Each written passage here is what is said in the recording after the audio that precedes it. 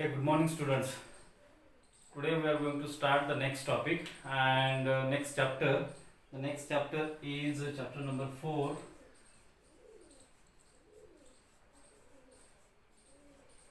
vector analysis.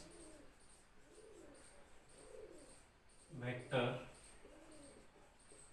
analysis. And what we are going to study in the complete chapter is what is meant by scalar and vector field. So let me write the topics: scalar and vector field.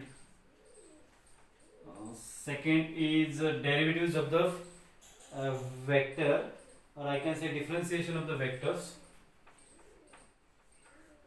Differentiation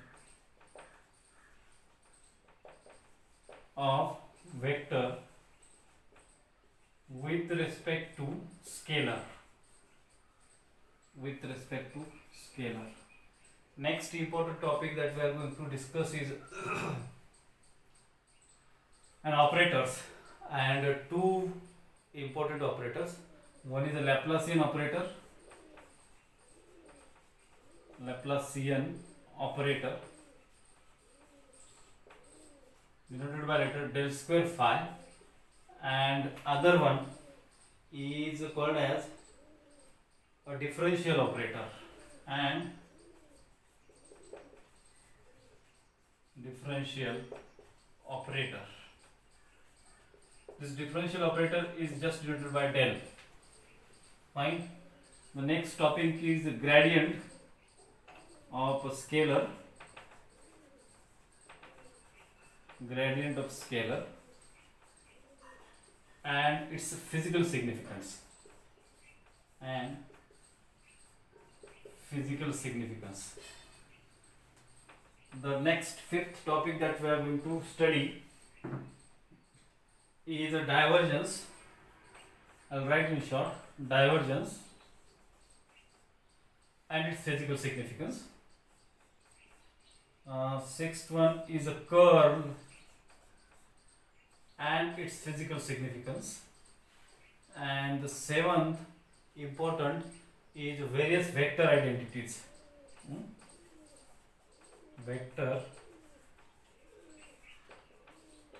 identities. So this is a complete chapter and the various topic that we are going to study. So let us go ahead and try to understand what is meant by scalar field and vector field.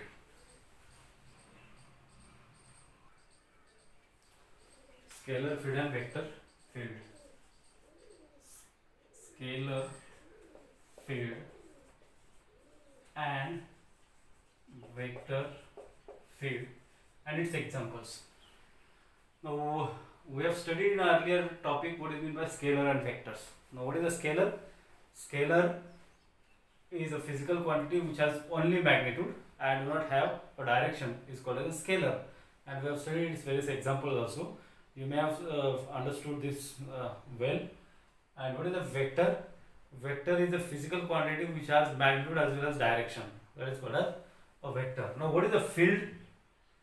If you consider any physical quantity and if the physical quantity shows a variation in it from one point to other point, then that is called as a field, isn't it?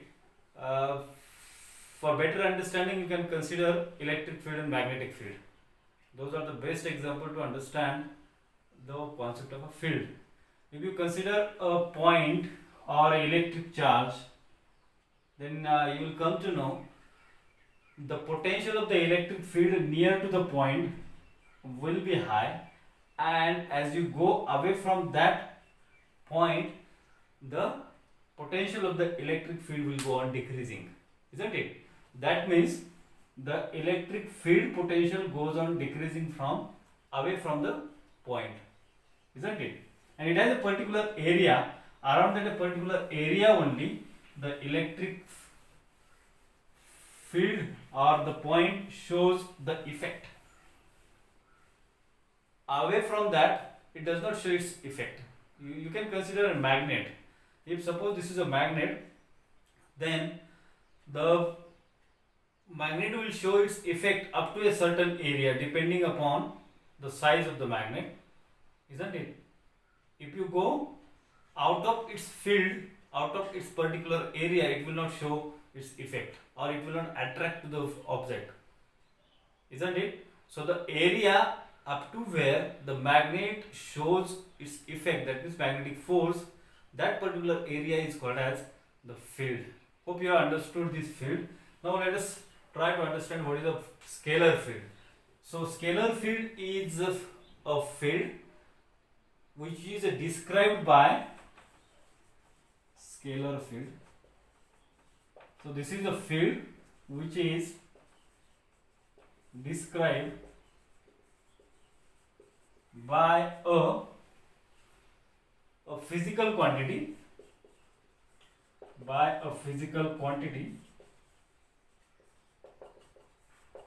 which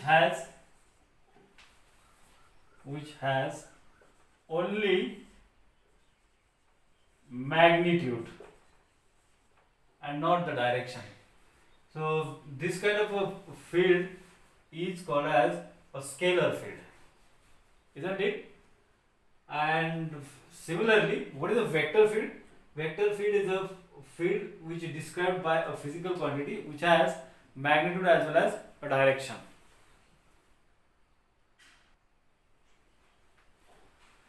Hope you have understood both the definitions for scalar field and vector field.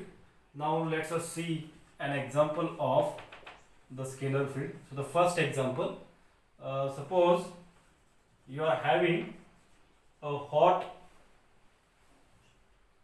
body kept in the room, right? So if this is a hot body kept in a particular room, suppose this is a room, then it is very common observation that the temperature near the body, near the surface of the body, will be high, and as you go away from it in the room itself, the temperature will go on decreasing away from the hot body, isn't it? So this complete room is a scalar field, and this complete room which is described by a scalar field, and what is the physical quantity that you are using to explain the scalar field here is a temperature, isn't it? Because the temperature is not constant here, temperature is a variable. Near the body the temperature is hot, away from the body the temperature goes on decreasing, or you can find the temperature is lower away from the body. Got it? So this is the best example of the scalar field, and the temperature is a physical quantity which is a scalar, and this temperature scalar physical quantity explains a particular field, so that's why this is called as a scalar field in a room. Got it? So the second example you can consider is a density of air in the environment, and we know this very well. The density of air is very high near the Earth's surface, and as you go away from the Earth's surface, the density of air goes on decreasing. So this is one more example for the scalar field, right? So the next is a vector field. Now the definition I already explained about the vector field. Now what are the examples? Let me repeat again what is the vector field. If some particular physical quantity gives you the description of the field, and that physical quantity is a vector quantity, then the field described by the vector quantity is called as a vector field. Got it? For example, velocity. Now velocity is itself a vector quantity, and suppose this is your river, right? And the water is flowing in the river. Got it?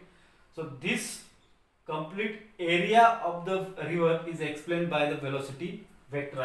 For more clarity, I can say velocity gradient,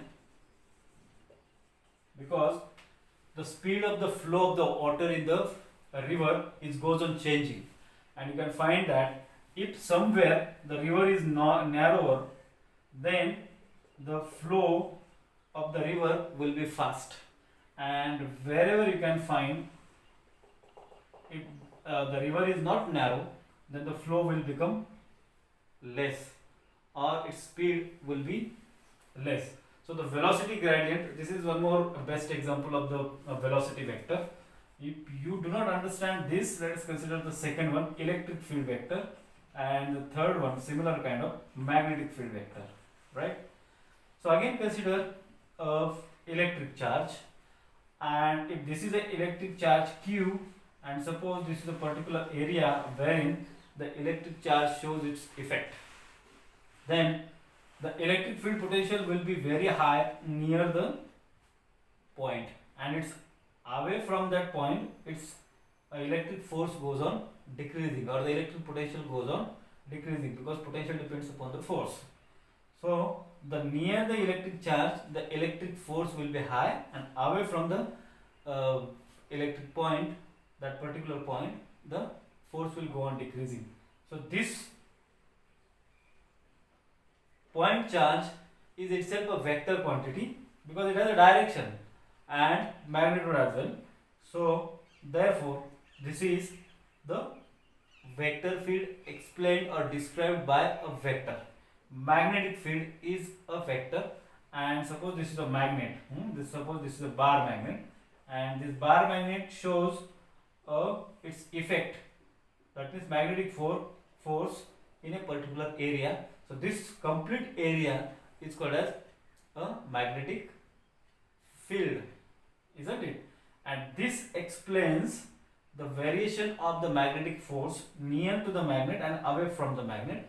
So this is a vector field which is described by a vector quantity, that is magnetic field. Got it? Hope you understood this concept of the vector field and scalar field. Now let's go ahead and let's try to understand differentiation of vector with respect to scalar. This is also a simpler one, you can easily understand this. Differentiation of vector with respect to a scalar. Next is differentiation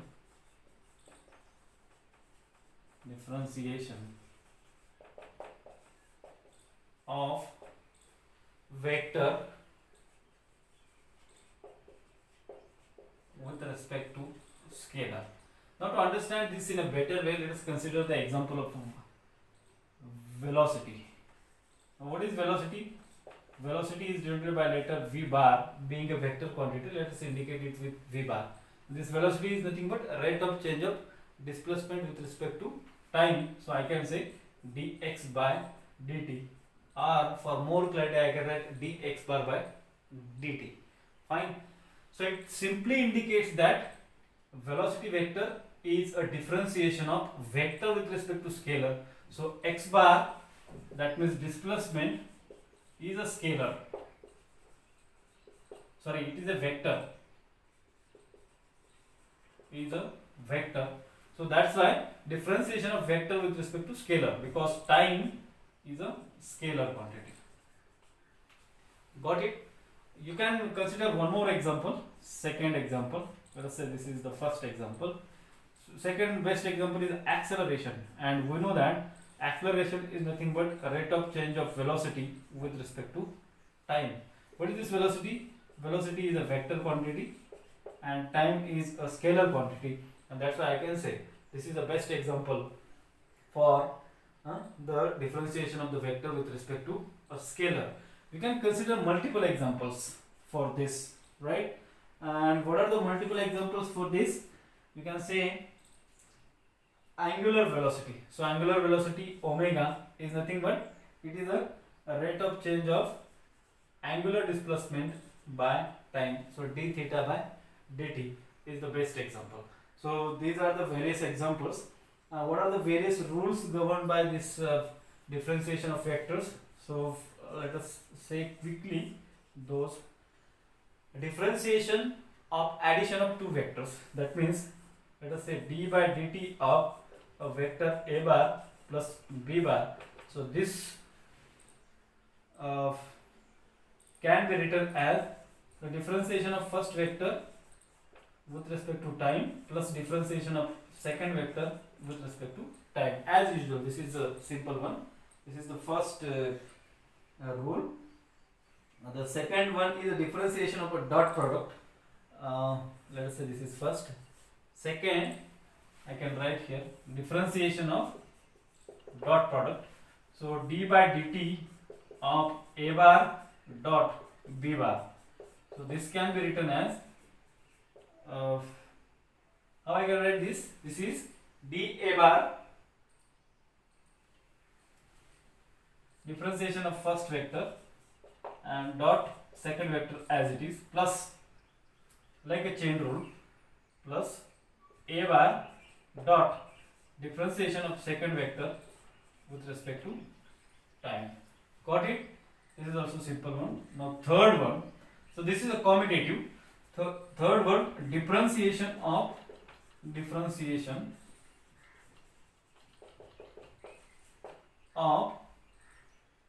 cross product. Differentiation of cross product, that means d dt of a bar cross b bar. Now a bar cross b bar can be written as differentiation of first vector cross b bar plus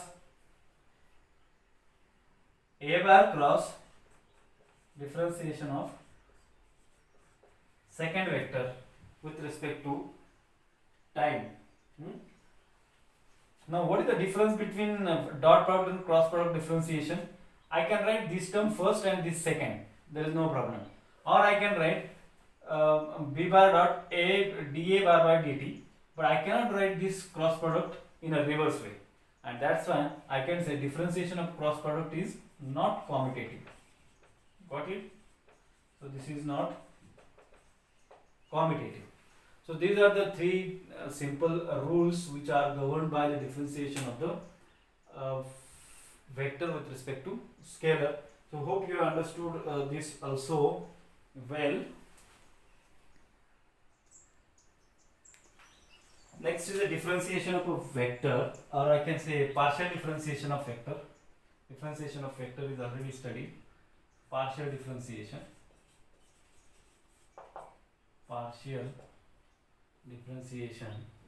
of a vector.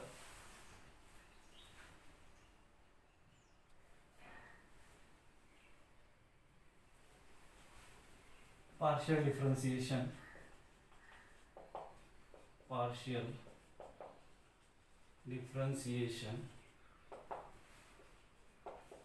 of vector. So let me complete this very fast. Let us consider the vector. Suppose v bar is a vector and it is a function of two or more independent variables. Suppose x, y and z are independent variables. Got it? So the differentiation of this vector dv bar can be written as a differentiation of this vector dv bar with respect to the first independent variable, that is dx, into dx, partial differentiation. So you can write this dou v bar by dou x into dx plus dou v bar by dou y into dy plus dou v bar by dou z into dz. This is called as the partial differentiation of a vector with respect to its independent variables. And if you go on differentiating again, so higher order partial differentiations can be written as, now you need to differentiate this with respect to x. So dou by dou x of dou v bar by dou x, and this can be written as dou 2 v bar by dou x square. Got it? And this will be equals to, on other side, if you differentiate with respect to x, then there will be no differentiation, and this will give you dou 2 v bar by dou x square into dx. Got it? Similarly, if you differentiate with respect to y, then you will get dou v bar by dou y, and this can be written as, you need not to write this because there will be a differentiation of other variables also. So this will be this is equals to dou 2 v bar by dou y square. These are called as higher order derivatives, and what is its order? 2. So second order derivatives. So dou by dou z of dou v bar by dou z. This will be equals to dou t v bar dou 2 v bar by dou z square. So this is a partial differentiation of the vectors. I think we'll stop here, and next time we'll go for operators, that is differential operator and Laplacian operator. Examples on it. Thank you.